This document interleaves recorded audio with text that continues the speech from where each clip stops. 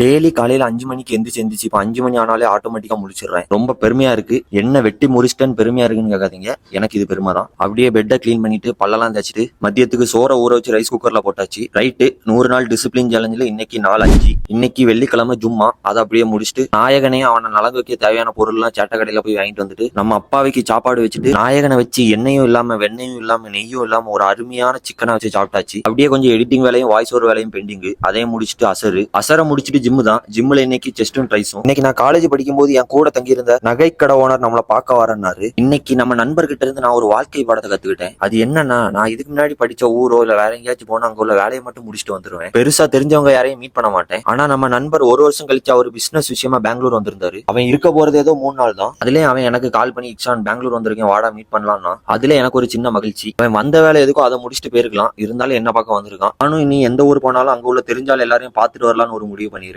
அதுல அவங்களுக்கு ஒரு மகிழ்ச்சி வரும்னு நினைக்கிறேன். இன்னைக்கு எனக்கு வந்த மாதிரி வாழ்க்கை பாடத்தை உணர்த்தின நம்ம நண்பருக்கு ஒரு உம்மா. அப்படியே வீட்டுக்கு வந்து மதியம் வச்ச சாப்பாடை சாப்பிட்டுட்டு நாளை முடிச்சுக்கிறேன். ஒழுக்க முக்கிய மக்களே.